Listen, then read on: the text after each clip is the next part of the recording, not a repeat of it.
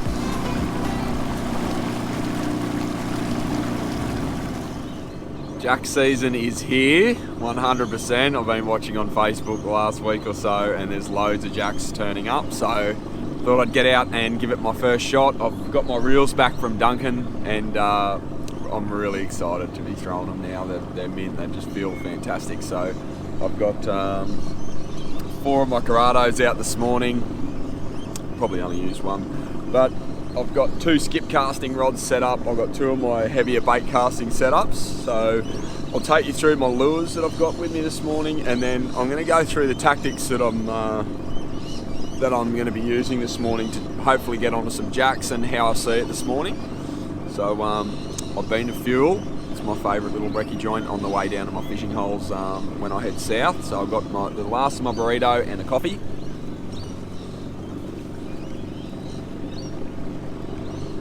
Which I need because I've been doing a lot of uploads lately, and takes it out of you, late night editing, plus kids. So definitely appreciating this morning. I'm going to fish this in a way that hopefully I can get a taste of a little bit of everything this morning. Currumbin Creek is one of my all-time favourites because it's got absolutely everything packed into a tiny little system. There's some big fish in here. You don't get the numbers, definitely doesn't have the numbers of fish that some of the bigger systems around the Goldie have, but there are some good fish in here, and it's got fantastic natural structures. It's got some small canal sections and some rock bars, some bridges. So hopefully, what's the time? 5:50. Hopefully I've got to be off the water at just after 8 o'clock. So I'm into school this morning. It's right next door, so I can push the envelope a little bit. But yeah, I'm gonna give it about 2 hours of fishing, and hopefully can get it done and show you a little bit about the way that I pick the place apart. My timing's not awesome. I really love the big tides that bring in all this warm water at the start of the season, but I've got right at the bottom of the tide, so you might be able to see here there's not a lot doing along these banks, but as you get further up, basically all the systems, you start to run into a bit of a heavier structure along the banks regardless of the tide. So I'm going to head up the system first and go past the canals and hit that natural structure, probably with some diving lures, maybe a couple of weedless soft plastics, and then I'm going to come back down as the tide's filling and skip cast for the last of the spaces that are underneath those overhanging trees, and hopefully get my eye back in with my skip casting for the season. And then if I've got time, I'm going to hit those canals and throw around some pontoons and try and get probably a bigger fish, I reckon. If there's one there that's after me, it'll probably be a bigger one than what I get along these natural structures. Let me show you the lures that I've got in. So hopefully I'm going to be able to take you through how I like to fish a few of these, if not today, over the season. I'll give you a look at what's in there. That's not my usual leader material. I've got to find my 20-pound rock. So I've got these Z-Man diesel minnows in. You can see there's like a snake lock system there for a bit of a weedless rig setup. I use them for casting around the pontoons. I've got some skipping plastics, some Mad skipping plastics, and Eco Gear bolts. Some of these flash J shads that I love for skipping, and these are on sale this week, and I love them because you might be able to see in there, these Savage Gear, the Manic shrimps, they have the skipping hooks in them that I like to use, the little weighted weedless worm hooks.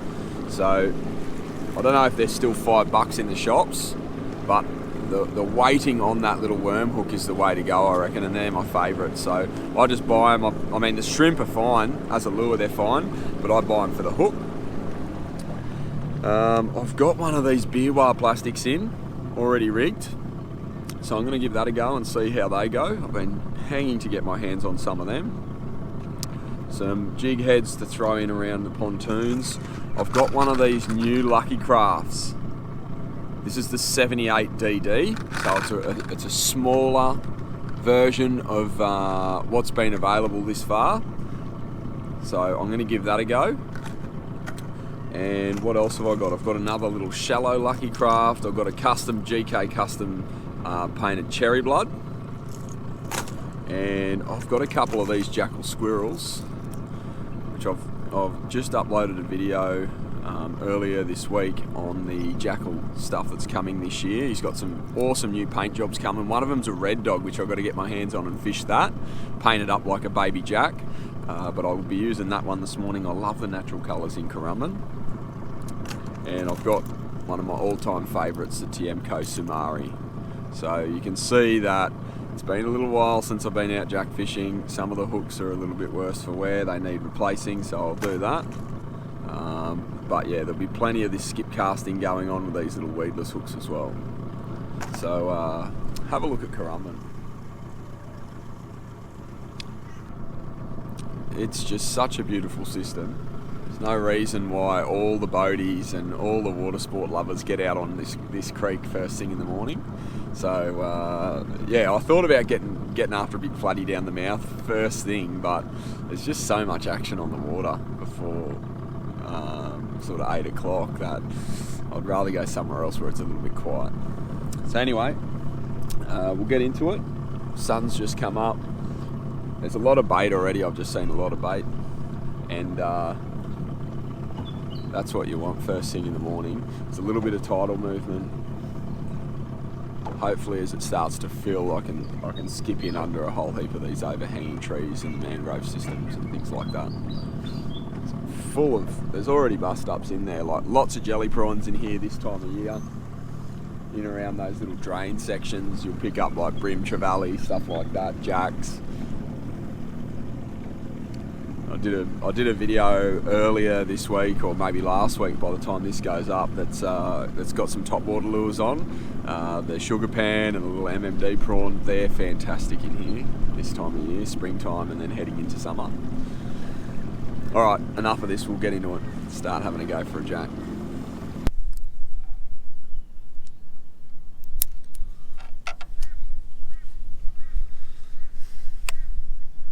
Look at that. So excited to have my reels back from Dunk.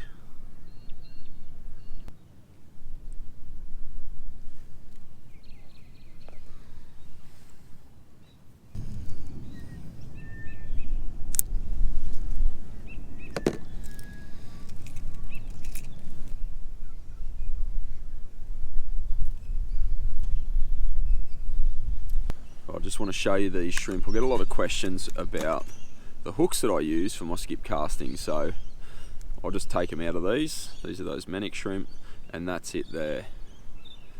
And it's, for me, a lot of it is about where the weight is on these EWG hooks, and that's the hard thing to find, where you've got to weight slightly forward at the front of the fish, and often that means that it's just going to swim a little bit better on the way down. It's not going to be a drop that's level like that straight down. It sort of pulls the plastic down and swims it towards the bottom a little bit more realistically. And then on the EWG, I just put one of these little fiddly little twist locks like that. They're a little bit tricky to get on once you've got that weight on there, but you can just sort of pinch it into the right spot and corkscrew her on.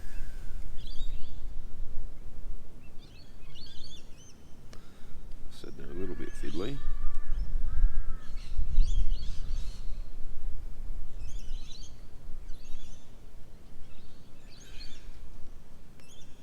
There you go. Once you've done that, you've got an awesome little setup for skip casting. So I'm going to start with one of these. These are one of Johnny Welsh's Mad lures. That's in there. And he's got a few different profiles, but I really like these white plastics with a thumping tail. So I'm going to start with that.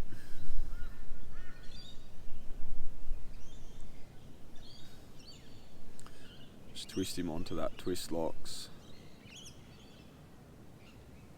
Get it lined up.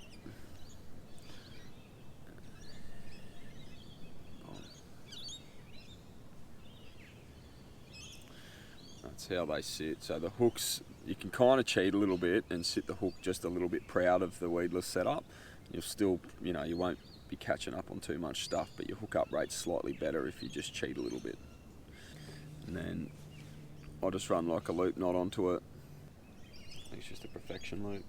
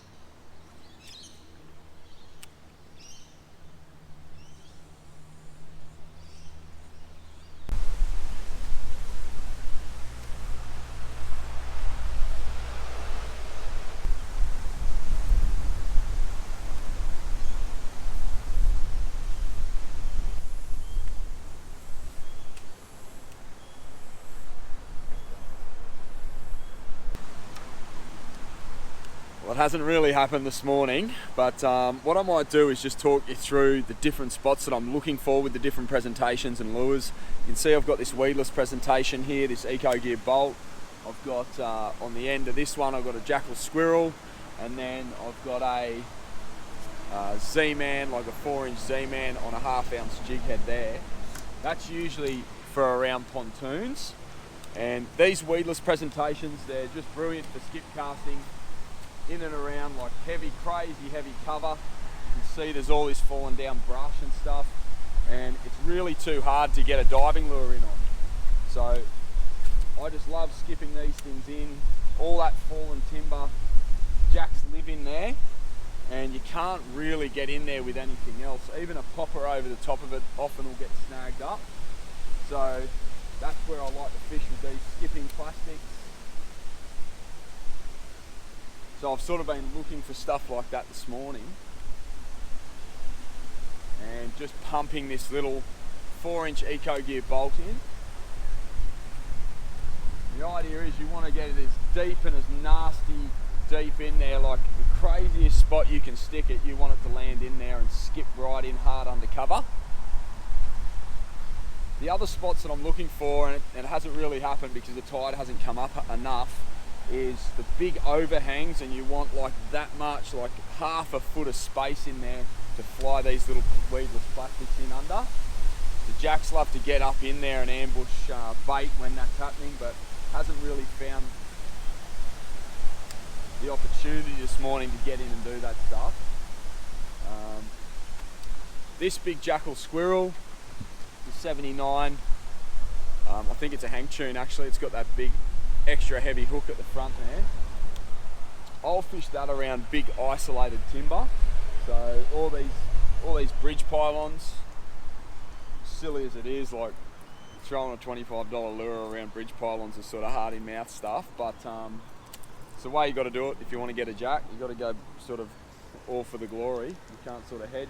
And then single bits of timber, like you can see this big heavy log here that's exposed. That's where I'll throw a deep diving lure and just really work it with lots and lots of stalls, super aggressively as best as I can, bringing it back with the tide. When I'm chasing jacks around these bridges, most of the time what I'm trying to do is not get snagged. Most of the time what I'm trying to do is throw in between the pylons, and it's pretty crazy stuff when you get in and around these areas with all the cover. And ideally you don't really want to be spooking stuff, like going in here like this isn't really ideal. You're sort of going in and spooking a lot of stuff that's down here, all the bait's taken off. But I'll give you a look at the way I'm doing it. I'm sort of just throwing in between it and just ripping it through. When I get it close, I just stall it, and just little stalls, half turns of the rod, just to get that fast moving squirrel just shuddering through the pylons. If you haven't seen my tactics video on how I like to fish divers around bridges, you should probably go back and check out that. That's got heaps more information and details on how I like to do it. Super effective, especially when there's big shadows around or late afternoon. Now the sort of sun's come up and the morning's sort of getting away from me a little bit. I've got to go in like 5-10 minutes anyway.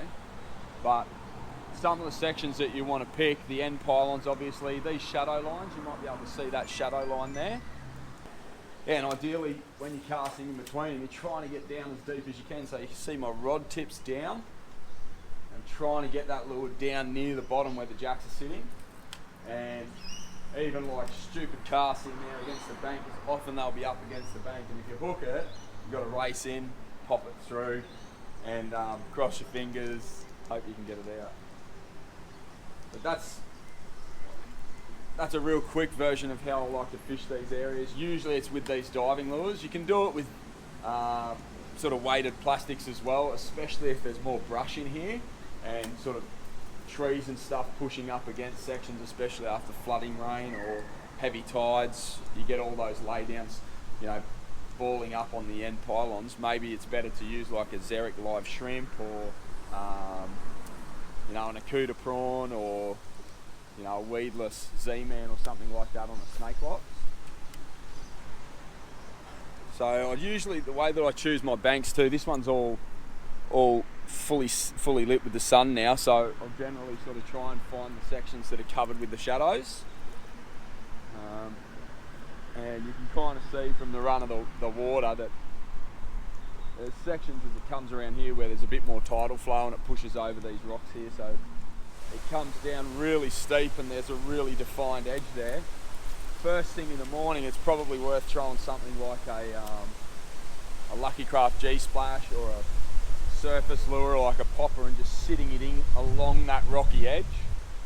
I missed the first light this morning, but if you're out here super early around 5 AM or just before, that's probably the way that you'd fish a section like this. And it's often the case you get a bit of timber like that, the only bit of timber along that bank coming out, you can see it, that would be the section that I'd want to hit with stealth for most of anywhere. often they'll just be sitting on the only little bit of cover that's along that bank. You could also fish it with like a shallow running Lucky Craft lure, like one of those pointers, the SPs.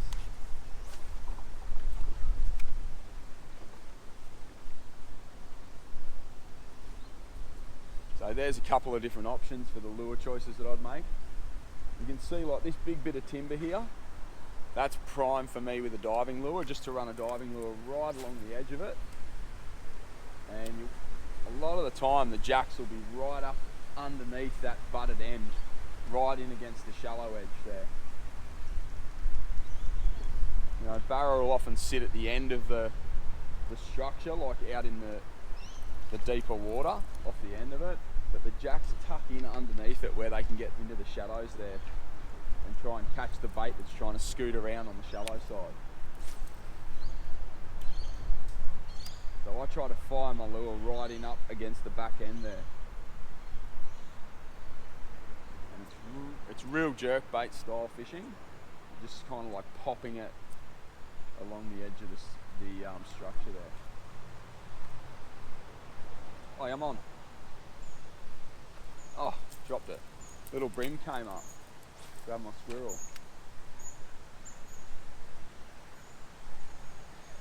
He must have followed it out, 'cause it's pretty deep when he grabbed it.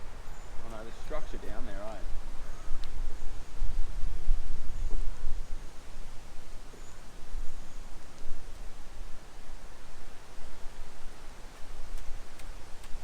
It's right where he was when he grabbed me.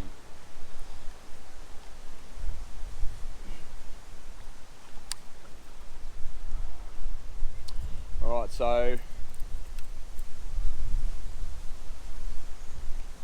that's how I like to fish these squirrels and deep diving lures. If you're just getting into throwing diving lures for jack, then you really want to be throwing a deep lure. You don't want to be throwing the shallow ones as much. This just gets down into the strike zone a lot better. The only other lure that I ran this morning that I haven't spoken about is this 4-inch diesel minnow. I've just got it on a half ounce jig head. I think that's like a 3/0 hook there, and I've run a half ounce because there's been a little bit of tidal flow with the pushing in tide, but I've managed a heap of jacks with this in the pontoons over the years. It's super effective. I didn't get the chance to do it as much this morning. I tucked in there for about 10 pontoons, but if you haven't seen that kind of fishing, then you need to check out Monster Jacks. It's my big Mangrove Jack downloadable film, full-length film. You can get it in a DVD, I can send it out to you, but Monster Jacks goes into all the details you want on how to fish these things. So hopefully that points you in the right direction. If you're going to get excited, get started for jack season. The water is heating up. It's not as hot this morning as I'd hoped when I got down here, but it's getting there. So it's not going to be too far away, and guys are getting fish already, so it's time to get excited for it. Tighten your drag up, load up with 20 pound, and get out here and give it a go. Hopefully it happens for me soon enough. I'll see you in the next video, and if you like this one, this format, make sure you give it a thumbs up. It's not all the time that I'm going to be catching fish, but I'm enjoying posting at the moment and the conversations around all the videos that I've been throwing up. So if you've got a question, or if there's something that you want to share, some of the details on lures that you like, make sure you put it in the section below, and I'll be really interested to hear what you're enjoying. So there'll be more jack stuff coming. There'll be more bass stuff. I'm hoping to get in my kayak soon and out on the jet ski.